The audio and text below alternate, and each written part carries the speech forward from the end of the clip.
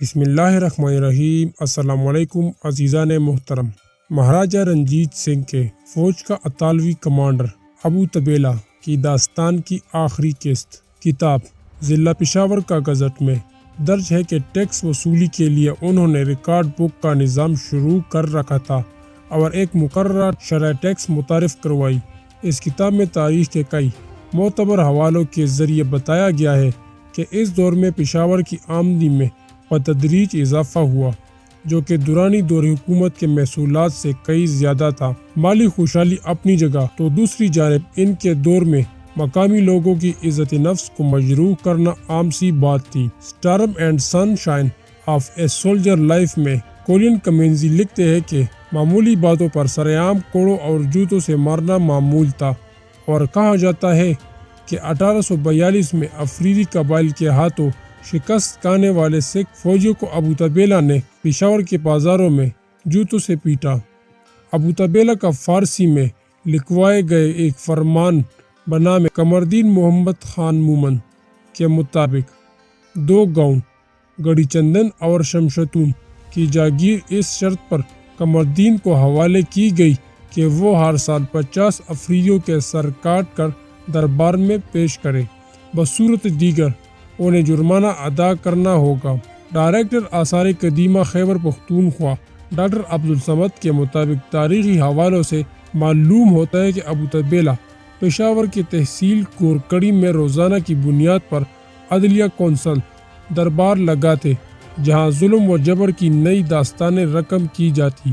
اس موقع پر مسلمان قاضی، سکھ جج، ہندو جج، غرض تمام مذاہب کے مصنفوں اور پیشواؤں کی موجودگی یقینی بنائی جاتی، جن کی مدد سے وہ مجرموں کو ان کے مذہب میں رائج سزائے تجویز کرتے۔ انہوں نے بتایا کہ چوری اور ڈکیتی کے ساتھ ساتھ قتل کے لیے سزائے موت اور مسح کرنے کا رواج بھی عام تھا، اور فوجداری انصاف میں اسلامی قوانین کے سخت استعمال اور پولیس کی انتہائی مؤثر کارروائیاں مجرمانہ شرح میں بنیادی کمی کا باعث بنی۔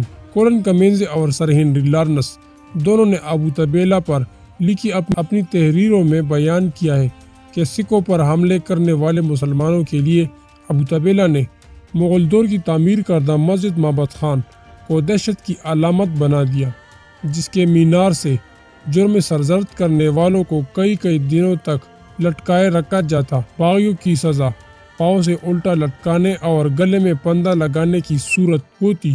پشاور شہر کے اندر بیرونی قبیلوں سے داخل ہونے والوں کو بھی پھانسی کے گھاٹ چڑھا دیا جاتا، اور بعض حوالوں کے مطابق دہکتے تندور میں بھی پھینکوا دیا جاتا۔ اس سارے عمل کا مقصد قبائلیوں پر اپنی داغ بٹھانا تھا، غرض یہ کہ اپنے قوانین کی عملداری کے لیے وہ سخت سے سخت سزا کے نفاذ میں رعایت نہ برتتے، اور اس زمن میں وہ سکھوں کو بھی خاطر میں نہ لاتے۔ تنخواہوں کی بندش پر سکھوں کے احتجاج کرنے پر ابو طبیلہ نے ان پر بھی حملہ کروانے سے دریغ نہیں کیا۔ ابو طبیلہ نے ازل سے سرکش پشتونوں پر بھی ہیبت طاری کیے رکھی۔ برٹش لائبریری میں موجود انڈیا آفس ریکارڈ آرکیوز کے مطابق پشتون قبائل پہاڑی اور سخت علاقوں میں نیم خانہ بدوش طرز کی بستی میں رہتے تھے، جو بابانگ دہل میدانی علاقوں اور شہروں پر مال و زر کے لیے حملہ ہوتے۔ ابو طبیلہ سے قبل کوئی بھی حکومت ان لاقانونیت پسند قبائل اور ان کی وادیوں پر کنٹرول کا دعویٰ کرنے میں کامیاب نہیں ہو سکی تھی۔ پشاور کے باسیوں کا ظالم حکمران، شہر کی دیواروں کا نگران، ابو طبیلہ کا سفاکیت اور سخت گیر طرز حکمرانی کس حد تک غلط یا درست تھا، یہ ایک الگ بحث ہے۔ تاہم پشاور میں ان کے دور گورنری میں ہونے والے تعمیراتی کاموں سے بھی صرف نظر نہیں کیا جا سکتا۔ نواز الدین کے مطابق ابو طبیلہ کو جب گورنر پشاور مقرر کیا گیا تو اس دور میں شہر 2 الگ الگ دیواروں میں بٹا ہوا تھا، اور تعمیر کے حوالے سے حالات دگرگوں تھے۔ ماضی میں اس خطے میں سکھوں اور پختونوں کی یورش کے سبب بھی تعمیری کام نہ ہونے کے برابر تھی، اور ایسے میں ابو طبیلہ نے اس شہر کے لیے اپنے وزیر آباد حکومتی انداز کو ماڈل بنا دیا۔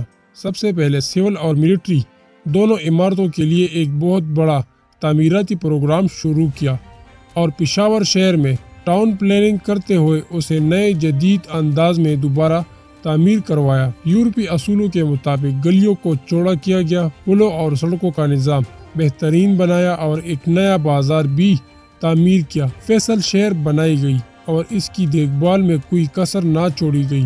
قلعہ بلح حصار کی ابتدائی تعمیر سے شہر میں نکاسی آب کی بہترین نظام کے لیے شاہی کٹا متعارف کروانے کا سہرا بھی ابو طبیلہ کے سر ہے۔ یہاں تک کہ پشاور میں درخت لگانے کی شروعات بھی ابو طبیلہ نے ہی کی۔ پشاور کے مشہور آثار قدیمہ کے مقام کورکتری کمپلیکس کو انہوں نے اپنی سرکاری رہائش گاہ کے طور پر استعمال کیا۔ کرنل سی ایم وڈ، جو اکثر پنجاب اور مہاراجہ رنجیت کے دربار میں جاتے تھے، انگلو افغان مہم کی تنظیم کے دوران ایک تحریر میں انہوں نے لکھا کہ پشتون شہر میں ابو طبیلہ کا راج ہے۔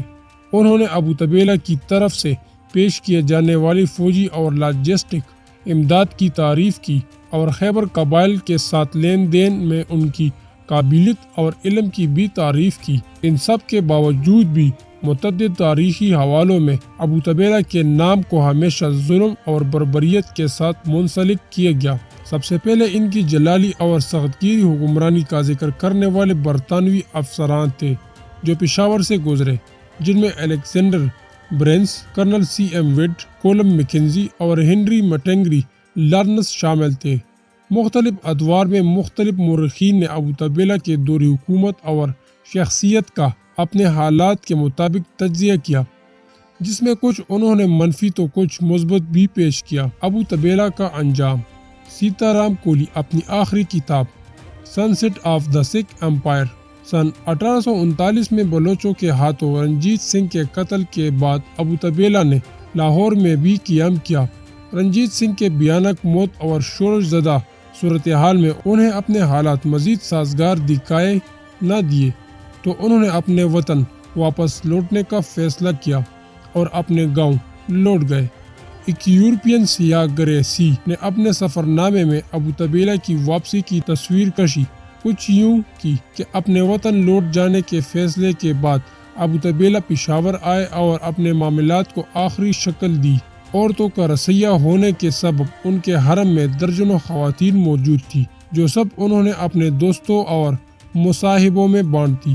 اپنی بیوی کو بھی ساتھ نہیں لیا اور سر پیرے اس قدر تھے کہ بیٹی کی شادی اپنے ہی خانسما سے کروا دی۔ سن 1843 میں ابو طبیلہ کی واپسی پر اس دور کے بادشاہ نے ان کے استقبال میں کوئی خاص گرم جوشی نہ دکھائی اور طویل عرصے تک اقتدار کی لذت اٹھانے والے ابو طبیلہ اپنے ہی شہر میں اجنبیوں کی سی زندگی گزارنے پر مجبور ہوئے۔ تاہم بادشاہ نے انہیں سرکاری مینشن محل کی تعمیر کی اجازت دے دی۔ یورپی مصنف جے جے کارٹر نے ابو طبیلہ پر لکھی سواں این اٹالین ایڈونچر میں لکھا ہے کہ محل بننے کے بعد انہوں نے اپنی 19 سالہ بھتیجی، بعض مورخین نے قریبی عزیز لکھا ہے، سے شادی رچا لی۔ تاہم ان کی خانگی زندگی کے معاملات درست نہ رہے، کیونکہ نوعمر بیوی کے غیر مردوں سے مبینہ تعلقات کی سنگن انہیں اکثر بے قرار رکھتی تھی۔ آخر کار ابو طبیلہ کی وفات ہوئی۔ ابو طبیلہ کی موت کے حوالے سے بھی متضاد آراء ہے، لیکن جس پر زیادہ اتفاق ہے وہ یہی ہے کہ مال و زر کی ہوس کے لیے وہ اپنے ہی جوان سال بیوی کے ہاتھوں زہر دے کر قتل کیے گئے۔ ان کی موت کے بعد اٹلی کے شہر اجیرووالا میں ان کا مقبرہ بنایا گیا اور نیپلز میں ایک چوک کا نام ان کے نام پر رکھا گیا۔ پشاور میں گورکڑی میں واقع ان کی مینشن عدالت اور دربار کو مرمت و بحالی کے بعد آنے والے کئی صدیوں کے لیے آثار قدیمہ کا حصہ بنا کر حکومت کی جانب سے محفوظ کر دیا گیا۔